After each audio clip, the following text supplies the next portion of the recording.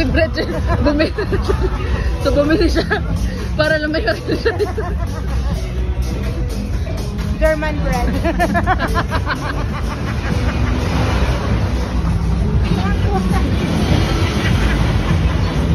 First time na. Malaki.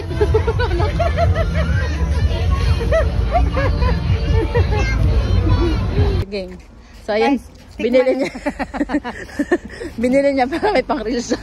Ay, hindi siya kumakain. Titikman natin kung anong lasa ng German breads. Lasa ng German breads. Sobrang laki guys, mas malaki pa sa ulo ko.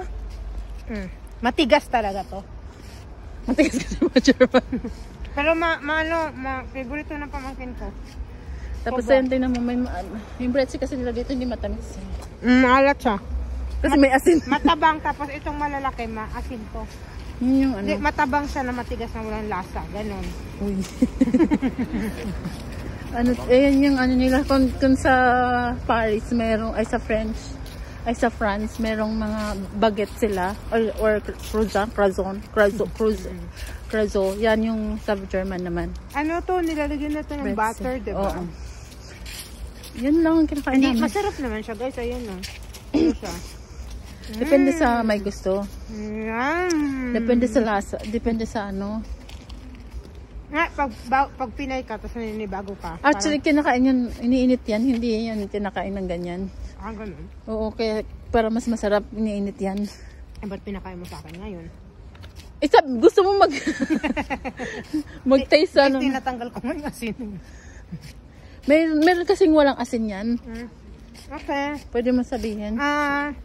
Anong siya? Approve. Approve or Yes. not approve? Approve. And then, dapat pag pumunta ka dito ng Germany, kailangan matikman mo yan. Kailangan. It's a must. Kasi yan yung pagkain nila. Yeah. Okay. Ciao. Ciao. What is that, Mickey? Oh my goodness. It's so gross. Oh my goodness. So, ayan yung grits na binili namin, guys. Sobrang favorite niyan. Sobrang laki niyan. As in, ayan, halos naubos niya na. Halos kalahati. Favorite niya yan. Mickey, Mikael, yeah. Put it down first. Okay. Yeah. Is it yummy? Yeah? Yum? Yeah? Yum? Oh, show them. Show. Yum. Yeah. Yum, yum, yum. Oy!